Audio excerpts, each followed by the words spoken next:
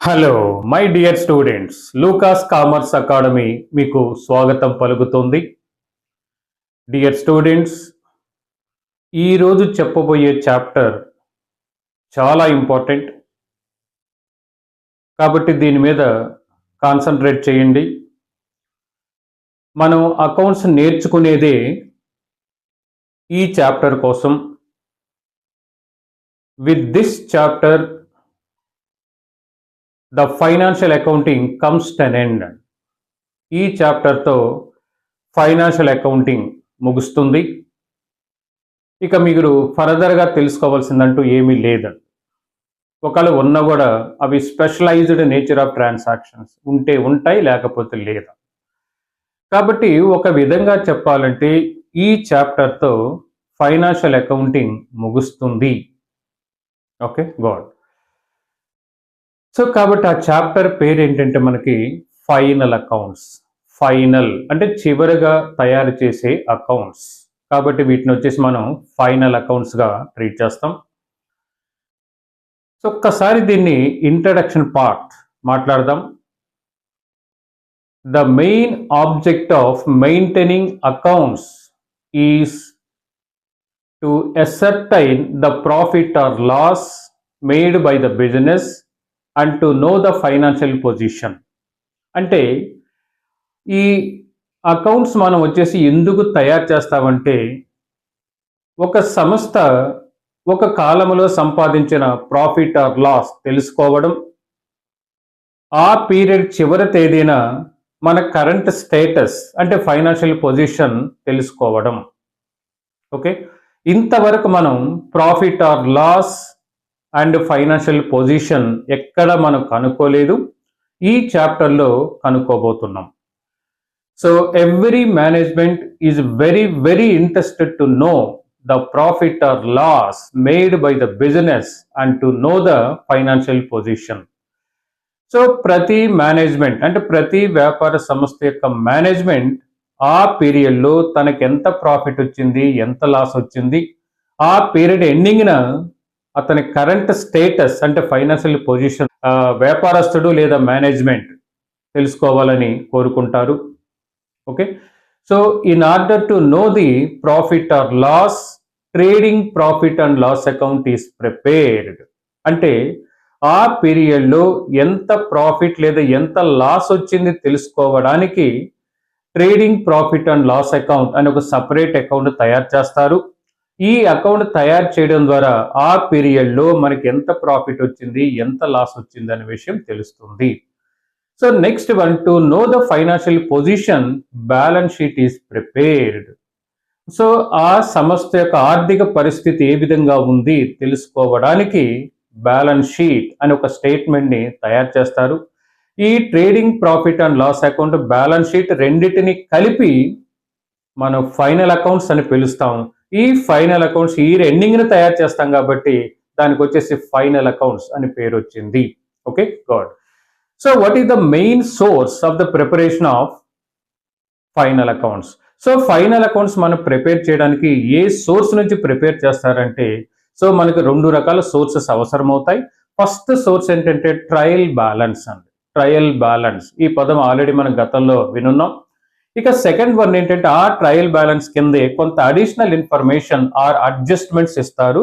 So these are the two base for the preparation of final accounts అండి. Okay, so final accounts దేని నుంచి తయారు చేస్తారు మిమ్మల్ని అడిగితే first one trial balance, second one additional information అండి. ఓకే, ఫైనల్ అకౌంట్స్ లో first part trading profit and loss account, దాని గురించి మనం మాట్లాడదాం.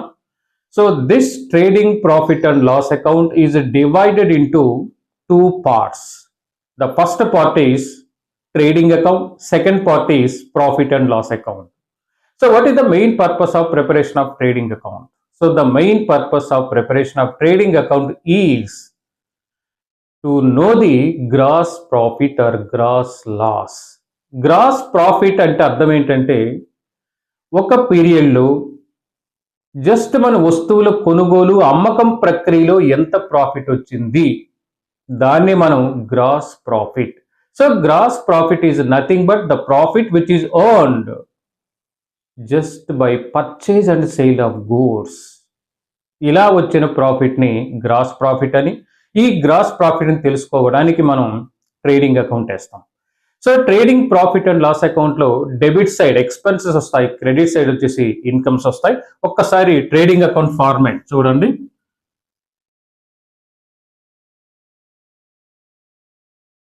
So trading account, so trading అకౌంట్లో డెబిట్ సైడ్ వచ్చేసి మనకి ఎక్స్పెన్సెస్, క్రెడిట్ సైడ్ వచ్చేసి ఇన్కమ్స్. సో ఎక్స్పెన్సెస్ మనకి డెబిట్ సైడ్ 3 ఐటమ్స్ వస్తాయి. To opening stock. So last year ending అంటే లాస్ట్ ఇయర్ చివరిన మిగిలి ఉన్న స్టాక్ని క్లోజింగ్ స్టాక్ అని, అదే క్లోజింగ్ స్టాక్ ఇయర్కి తెచ్చి అమ్ముతాం కాబట్టి దాన్ని opening stock. So first item వచ్చేసి ఓపెనింగ్ స్టాక్. సెకండ్ ఐటమ్ వచ్చేసి to purchases inner column, less purchases returns తీసేసి అవుటర్ కాలంలో తీసుకుంటాం. సో నెక్స్ట్ తర్వాత last item to direct expenses అండి. డైరెక్ట్ ఎక్స్పెన్సెస్, ఈ డైరెక్ట్ ఎక్స్పెన్సెస్ లో కొంత లిస్ట్ ఉంది, ఆ లిస్ట్ మీరు గుర్తుపెట్టుకోవాలి. So direct expenses means the expenses which are incurred for making the goods. Direct expenses means the expenses which are incurred for making the goods in saleable condition. Okay, good. అంటే వస్తువులు మనం saleable కండిషన్లో పెట్టడానికి పెట్టే ప్రతి ఖర్చుని ఏమని పిలుస్తామంటే direct expenses అంటాం. ఈ డైరెక్ట్ ఎక్స్పెన్సెస్లో కొన్ని ఎగ్జాంపుల్స్ మీకు ఇస్తాను. సో క్యారేజ్ ఇన్వర్డ్ కావచ్చు, freight duty and clearing charges కావచ్చు, పవర్ కావచ్చు, direct wages, coal, gas and water, excise duty, octroi, customs duty, factory rent, next other factory expenses. ఇవి లిస్ట్ అండి. ఈ లిస్ట్ ఏ బుక్లైనా ఉంటాయి, ఒక్కసారి మీరు చూసుకోవచ్చు. ఓకే, సో ఈ 3 ఎక్స్పెన్సెస్ మనం డెబిట్ సైడ్ తీసుకోబోతున్నాం. నెక్స్ట్ క్రెడిట్ సైడ్ వచ్చేసి ఇన్కమ్స్. ఇన్కమ్ లో ఫస్ట్ ఇన్కమ్ ఏమి రాస్తామంటే బై సేల్స్, ఇన్నర్ కాలంలో పెడదాం. లెస్ సేల్స్ రిటర్న్స్ తీసేసి అవుటర్ కాలం తీసుకుంటున్నాం. ఇది ఫస్ట్ ఇన్కమ్. సో నెక్స్ట్ ఇంకొక ఐటమ్ ఏముంటుంది, బై క్లోజింగ్ స్టాక్. సో ఈ ఎండింగ్ లో మిగిలి ఉన్న స్టాక్ ఏమని పిలుస్తామంటే క్లోజింగ్ స్టాక్ అండి. Okay, good. సో ఈ ట్రేడింగ్ అకౌంట్ లో debit side expenses, credit side incomes వస్తాయి. Debit side only 3 types of expenses: opening stock, purchases, less returns and direct expenses. So credit side వచ్చి sales and closing stock. Okay, good. So ఇప్పుడు ఈ account balance తేలిస్తే మనకి profit గా అంటే gross profit or gross loss వస్తుంది.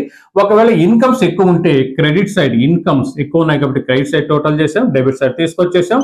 దీంట్లో నుంచి 3 ఐటమ్స్ లెస్ అయ్యిగా వచ్చే ఆన్సర్ ఏమని పిలుస్తామంటే గ్రాస్ ప్రాఫిట్ C/D అంటాం. Gross profit C/D. ఒకవేళ మనకి డెబిట్ సైడ్ ఎక్కువ ఉంటే ఎక్స్పెన్సెస్ ఉంటాయి, అప్పుడు credit side by gross loss అని రాద్దామండి. Okay, good. ఇది trading account. So trading account, P&L account separate split చేసినప్పటికీ మీరు తయారు చేయడం మాత్రం కంటిన్యూషన్ పార్ట్ లోనే తయారు చేసుకోవచ్చు. కాబట్టి ఇదే అకౌంట్ మనం కంటిన్యూ చేస్తున్నాం, దాన్ని ఇప్పుడు మనం P&L అకౌంట్ గా పిలవబోతున్నాం. So now we are preparing profit and loss account అండి. ఓకే, సో ఈ profit and loss account start చేసేటప్పుడు ఫస్ట్ వచ్చేసి by gross to gross profit C/D, దాన్ని బై గ్రాస్ ప్రాఫిట్ B/D గా తీసుకోవాలి. అంటే ట్రేడింగ్ అకౌంట్ లో వచ్చిన ప్రాఫిట్ ని ప్రాఫిట్ అండ్ లాస్ అకౌంట్ కి ట్రాన్స్ఫర్ చేస్తామండి. ఇక్కడ కూడా క్రెడిట్ సైడ్ వచ్చేసి మనకు ఆల్ ఇన్కమ్స్ వస్తాయి, డెబిట్ సైడ్ వచ్చేసి all expenses. So debit side మనకు ఆల్ ఇండైరెక్ట్ ఎక్స్పెన్సెస్ అండి. డైరెక్ట్ ఎక్స్పెన్సెస్ అన్ని ట్రేడింగ్ అకౌంట్ లోను, ఇండైరెక్ట్ ఎక్స్పెన్స్ అన్ని ప్రాఫిట్ అండ్ లాస్ అకౌంట్ లోను తీసుకుంటాం. ఇంకో విధంగా చెప్పాలంటే అన్ని ఫ్యాక్టరీ ఎక్స్పెన్సెస్ ట్రేడింగ్ అకౌంట్ లోను, అన్ని ఆఫీస్ ఎక్స్పెన్సెస్ P&L అకౌంట్ లోను తీసుకుంటామండి. ఓకే, సో ఈ P&L అకౌంట్ మనం ఎందుకు తయారు చేస్తామంటే to know the net profit or net loss. Okay, good. ఇక్కడ debit side all indirect expenses అంటే all administrative, selling, distribution, financial, repairs and maintenance.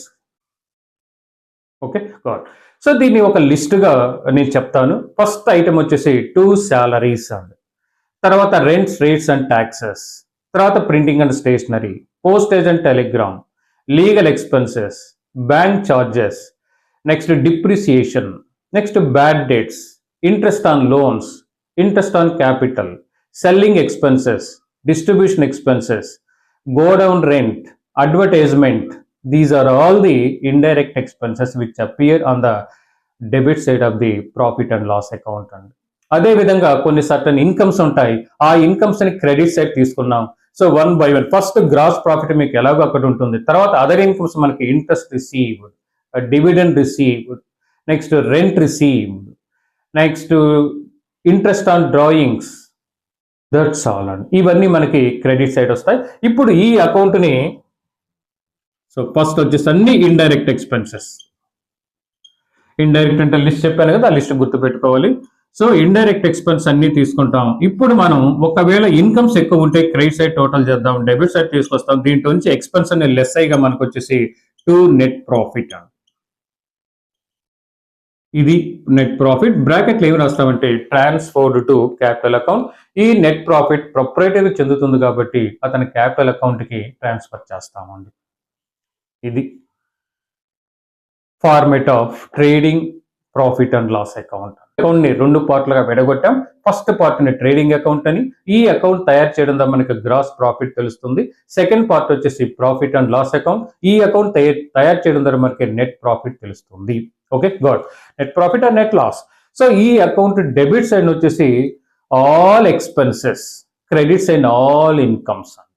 Okay, debit side all expenses, credit side వచ్చేసి all incomes.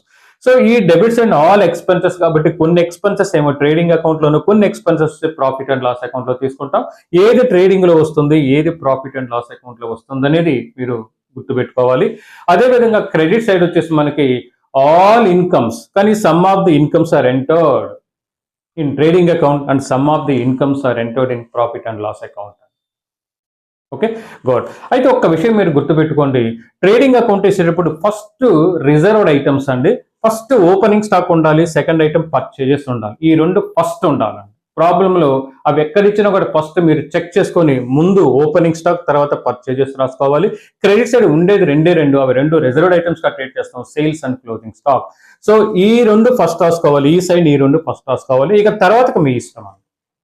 So credit side వచ్చి మనకి gross profit ఎలాగో reserved item ఉంది, ఇంకా other incomes ఏమున్నా కూడా మనం తీసుకోబోతున్నాం. సో డెబిట్ సైడ్ వచ్చేసి మనకి ఫస్ట్ 2 సాలరీస్ చూపించండి, సెకండ్ ఐటమ్ గా 2 రెంట్, రేట్స్ అండ్ ట్యాక్సెస్. ఈ 2 చూపుతూ మిగిలినవి మీరు ఎలా అయినా రాసుకోవచ్చు.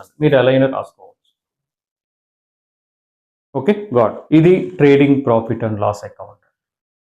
Next balance sheet.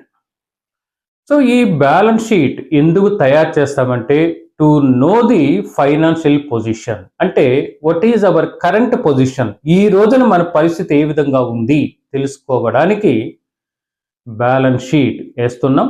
So balance sheet it is a statement and not an account. Hence debit side, credit side should not be used for balance sheet అండి. Okay, so balance sheet కూడా మనకి టీ షేప్ లోనే ఉంటుంది. ఒక్కసారి చూడండి, balance sheet ఇలా ఉంటుందండి. Okay good. So this is the format of balance sheet.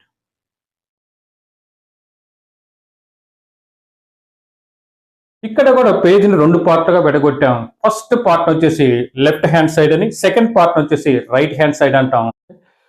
So left hand side ఏం చూపిస్తామంటే మనం వచ్చేసి లయబిలిటీస్. ఇక్కడ amount rupees, assets, amount rupees. Good. So మనకి లెఫ్ట్ హ్యాండ్ సైడ్ వచ్చేసి మనకి లయబిలిటీస్ చూపిస్తాం, రైట్ హ్యాండ్ సైడ్ వచ్చేసి అసెట్. ఓకే, సో మనకి అసెట్స్ అనుకుంటే అసెట్స్ చూపించండి, లయబిలిటీ అనుకుంటే లయబిలిటీ సైడ్ చూపండి.